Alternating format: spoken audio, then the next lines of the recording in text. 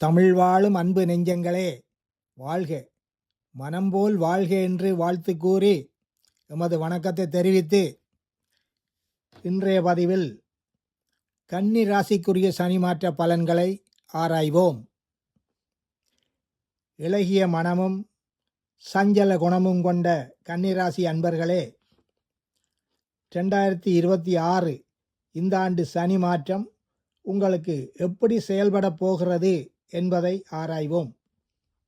முதலில் கன்னி ராசிக்கு சனி எப்படிப்பட்டவர் என்று பார்ப்போம்.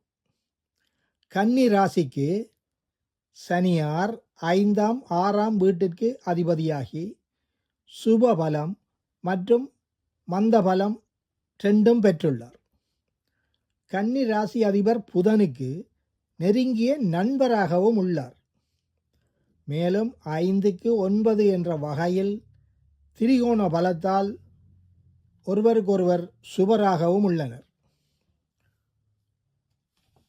ஒருவருக்கொருவர் சுபராக இருந்த போதும் கன்னி ராசிக்கு 6ஆம் அதிபராகி கடந்த 3 ஆண்டுகளாக பல கஷ்டங்கள், சங்கடங்கள், நோய் நொடி தாக்கங்கள், எதிர்ப்புகள், எதிரிகள் தொல்லை போன்ற பலவித துன்பங்களை கொடுத்திருக்கலாம்.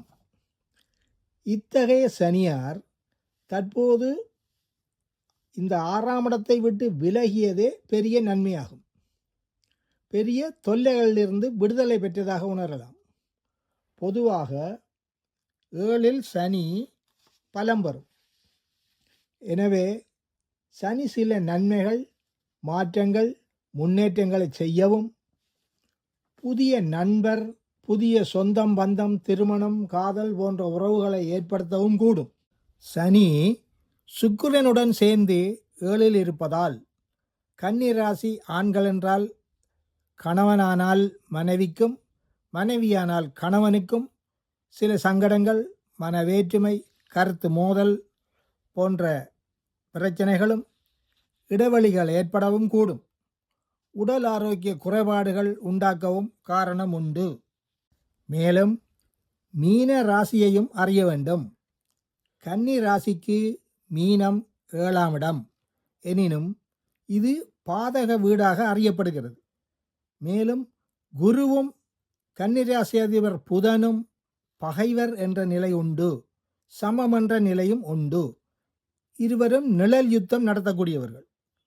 இருவரும் தமது வலிமையை காட்ட முனைவதால் கன்னிக்கு மீனம் ஒரு சில தீமைகளும் செய்ய முற்படலாம்.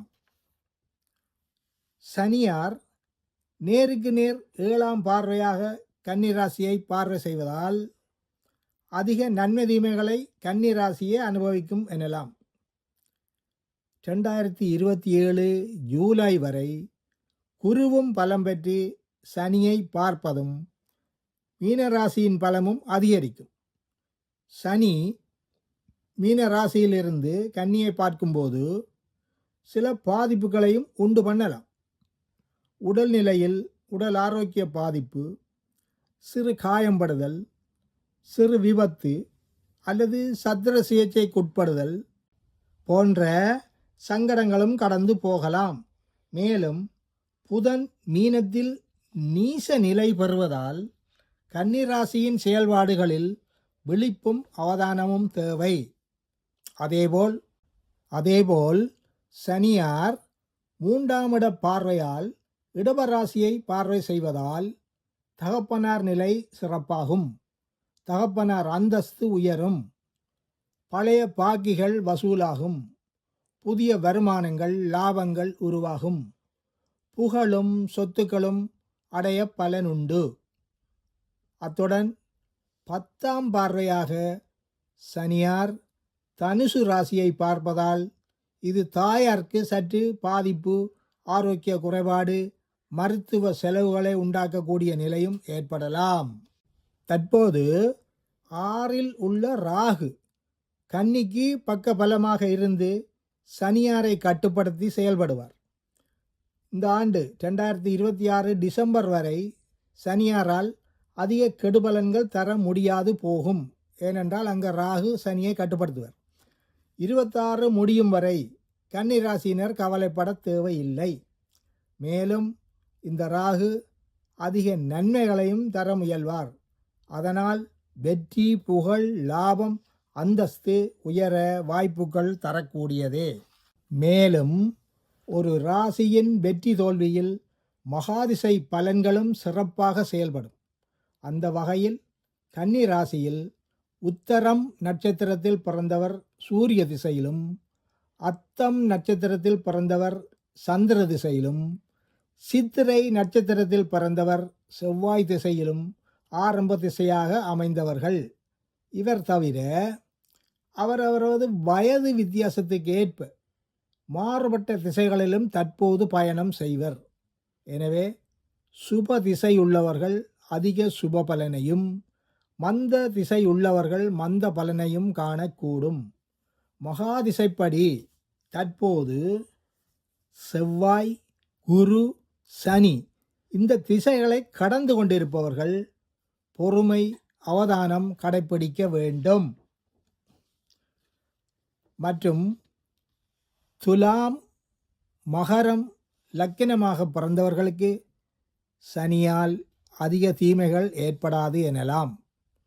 கும்ப லக்கினம் மற்றும் இடப லக்கினத்தில் பிறந்தவர்கள் சமபலன் வாய்ப்புகளை அடையலாம். எத்தகைய சூழ்நிலையிலும் தெய்வ நம்பிக்கை, வழிபாடு நல்ல பலன்களை தரும். நம்பினார் கெடுவதில்லை.